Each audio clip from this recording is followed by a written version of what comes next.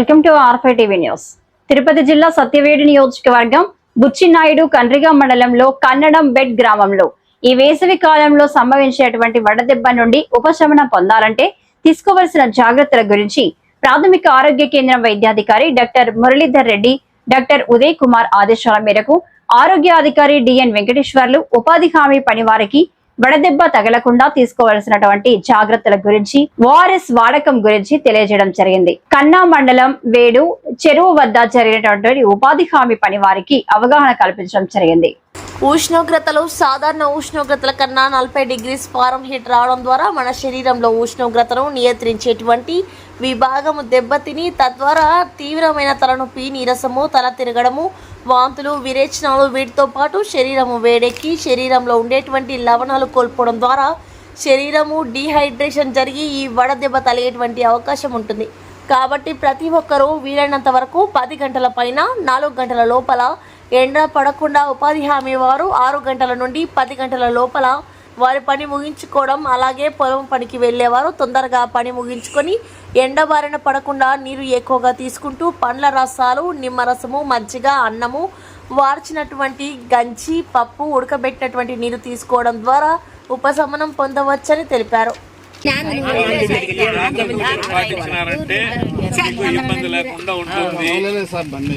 అది లేదనుకోండి, ఇంటికాడ వచ్చింది మీకు పండు దొరకలేదు, రసాలు దొరకలేదు, చిటికెడు ఉప్పు, పిడికెడు చక్కెర, పిడికెడుతో చక్కెర వేసుకోండి, చిటికెడు ఉప్పు 2 చేతులతో పట్టుకునేటట్టు, లేదంటే చిన్న స్పూన్తో ఉప్పు వేసుకోండి, 1 లీటర్ నీళ్ళలో కలుపుకునేసి దాన్ని తాగండి. అది కూడా గ్లూకోజ్తో సమానమే. కాబట్టి ఇటువంటి చిట్కాలన్నీ చేసుకుంటే మన ఆరోగ్యాన్ని కాపాడుకుంటాము. ఈసారి ఎక్కువగా ఎండలు ఉన్నాయి, అందుకనే మీకు చెప్దామనేసి వచ్చినాను. కూర్చుని విన్నారు, చాలా మంచిది. తలా ఒక్కొక్క ప్యాకెట్ తీసుకుని వెళ్ళండి. ఇప్పుడు మళ్ళీ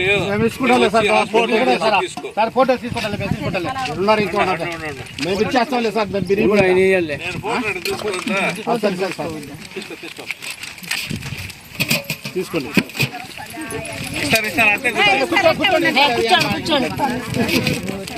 ఏమన్నా అప్పచ్చలా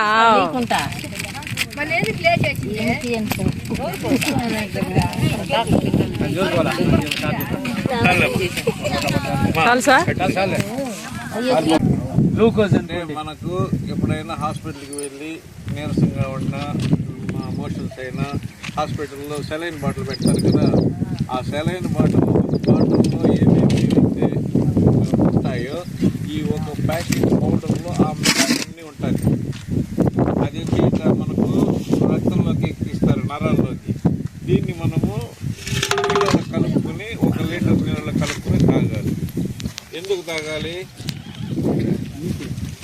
వడదెబ్బ తగలకుండా ఉండడానికి. ఎండలో తిరుగుతారు కదా మీరు, ఎండలో తిరుగుతారు కదా, కాబట్టి ఖచ్చితంగా మీకు వడదెబ్బ తగిలే అవకాశం ఉంటుంది. నీరసం బెట్ట అంటారు కదా, బెట్ట తగిలే అవకాశం ఉంటుంది, నీరసం వచ్చే అవకాశం ఉంటుంది.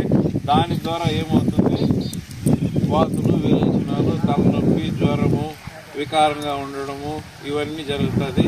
కొందరికి చనిపోయే ప్రమాదం కూడా ఏర్పడుతుంది. కాబట్టి మనం ఏం చేయాలంటే, మన శరీరంలో ఉండే నీరంతా ఆవిరైపోతుంది.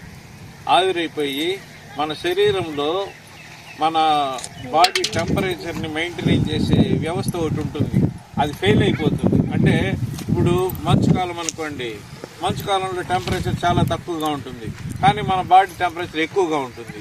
ఎండాకాలంలో ఎండ ఎక్కువగా ఉంటుంది, మన బాడీ దానికి తగినట్టుగా కంట్రోల్ చేసి తగ్గించుకుంటుంది.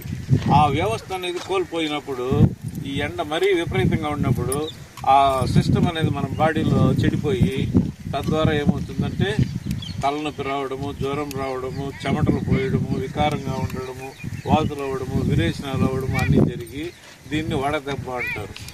ఇది తగలంటే మన శరీరంలో ఉండే నీరంతా ఆవిరైపోతుంది. ఇది తగలకుండా ఉండాలంటే మనం ఏం చేయాలంటే వీలైనంత వరకు ఎండలో తగలకుండా మీరు పని చేసుకోవాలి. అందుకే ఈ ఉపాధి హామీ పని వాళ్ళందరూ ఉదయం 6 గంటలకంతా వచ్చి 10 గంటలకంతా ఇంటికి వెళ్ళిపోవాలి మీ పనులు ముగించుకుని. 10 గంటల నుండి 4 గంటల వరకు విపరీతమైన ఎండ కాస్తుందని మనకు సైంటిస్టులు ఇప్పుడు డైలీ పేపర్లు వేసుకునే ఉంటారు. ఈసారి ఎక్కువగా ఉంటుంది కాబట్టి జాగ్రత్తగా ఉండండి. 6 గంటల నుండి 10 గంటలకంతా వెళ్ళిపోండి. వచ్చేటప్పుడు ఏం చేయాలి? 5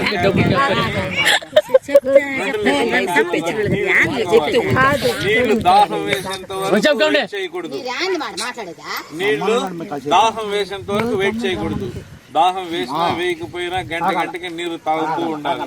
అప్పుడు ఈ వడదెబ్బ అనేది తగలదు. మన శరీరంలో ఉండే నీటి శాతము అలాగే ఉంటుంది. మీకు అటువంటి ఇబ్బంది ఏదైనా కలిగితే ఈ ప్యాకెట్లు మీ ఫీల్డ్ అసిస్టెంట్ దగ్గర ఇచ్చేసిపోతాం. ఒక ప్యాకెట్ నీళ్ళు, ఒక ప్యాకెట్ పౌడర్ని 1 లీటర్ నీళ్లు, నీళ్ళు అంటే ఆ నీళ్ళు ఎత్తుకోకూడదు. మళ్ళీ మీరు తెచ్చుకున్న నీళ్ళే స్వచ్ఛంగా బాగుండే నీళ్ళల్లో ఈ ప్యాకెట్ పౌడర్ని కలిపేసి కొద్దిగా తాగుతూ ఉంటే ఆ సెలైన్ ఎక్కించినట్టు మీకు ఆ వడదెబ్బ అనేది తగలకుండా ఉంటుంది. ఆ బెట్ట అనేది లేకుండా ఉంటుంది. మీరు ఖచ్చితంగా ఇంటికి వెళ్ళిన తర్వాత కూడా తాగండి, ఇబ్బంది ఏం లేదు. ఒక రోజుకు 1 ప్యాకెటే తాగాలి. మిగిలితే కూడా కింద పడేసేయాలి. మరుసటి రోజు ఇంకొక ప్యాకెట్ కలుపుకోవచ్చు. నెక్స్ట్ ఇవి కాకుండా మన ఇంట్లో కూడా మీరు గంజి వారుస్తారు కదా, నీళ్ళు బియ్యం అన్నం వారుస్తారు గంజి, ఆ గంజిని కూడా పలచంగా చేసుకుని తాగొచ్చు. దాంట్లో పోషకాలు బాగుంటుంది. అలాగే మజ్జిగ తీసుకోవచ్చు, నిమ్మరసం నీళ్లు తీసుకోవచ్చు, కొబ్బరి నీళ్లు తీసుకోవచ్చు, జ్యూసులు ఉండేటటువంటిది అంటే పండ్ల రసాలు అటువంటిది ఏదన్నా కూడా మీరు ఇంట్లో కాడ ఉండేటప్పుడు తీసుకోవచ్చు. ఇక్కడికి వచ్చేటప్పుడు మాత్రం ఖచ్చితంగా తెల్లారితో ఏదో సత్యాలు గిద్ద తాగేసి రండి. తాగేసి వచ్చిన తర్వాత నీళ్లు మాత్రం ఖచ్చితంగా 2 లీటర్ల క్యాన్ 5 లీటర్ల క్యాన్ తెచ్చి పెట్టుకోండి. ఖచ్చితంగా నీళ్లు మాత్రము తాగుతూ ఉంటేనే ఈ వడదెబ్బ అనేది లేకుండా ఉంటుంది. లేదంటే ఇబ్బంది పడతారు. ఆ లక్షణాలు ఏమి చెప్పినాను కదా. ఇప్పుడు విపరీతమైనటువంటి చెమటలు పోయడము, జ్వరం రావడము, తలనొప్పి రావడము, వికారంగా ఉండడము, వాతులు రావడం, ఇవన్నీ జరుగుతుంది. అటువంటి సమయంలో మనం ఏం చేయాలి? గబామని ఆ మనిషిని చల్లగా ఉండే ప్రదేశానికి తీసుకెళ్ళాలి. అక్కడ దుస్తులు బాగా వదులు చేయాలి. వదులు చేసి అతనికి గాలి బాగా పారేటట్టుగా చేయాలి. వెంటనే నీళ్లు తాపించాలి. సమస్యలు పోయి ఉంటే ఇమీడియట్గా హాస్పిటల్కి తీసుకుని రావాలి. మీరు కూడా ఇక్కడ పనిచేసేటప్పుడు ఖచ్చితంగా ఈ విధంగా టోపీ కానీ ఆ విధంగా తలగుడ్డ కానీ బాగా కట్టుకోవాలి. తలకి ఖచ్చితంగా వేసుకోవాలి. మెయిన్ మనకు ఈ సిస్టమ్ పనిచేసేది తల నుండి వచ్చే మెదడు నరాల ద్వారానే. ఈ సిస్టానికి ఎక్కువ టెంపరేచర్ తగిలిందంటే ఆ సిస్టమ్ పాడవుతుంది. కాబట్టి తలకి వీలైనంత వరకు బాగా గుడ్డ చుట్టుకోండి, లేదంటే టోపీ అన్న వేసుకోండి.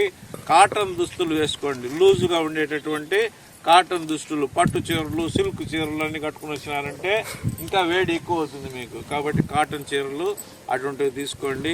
ఇవి వచ్చేటప్పుడు కూడా లేదు మజ్జిగ అన్నం కలుపుకునో లేదు ఏదో ఒకటి కూడా మధ్యలో కూడా 2 ఇడ్లీనో ఏదో ఒకటి పెట్టుకునేసి తినేసి ఫస్ట్ ఆరోగ్యం చూసుకుంటేనే మళ్ళీ డబ్బులు.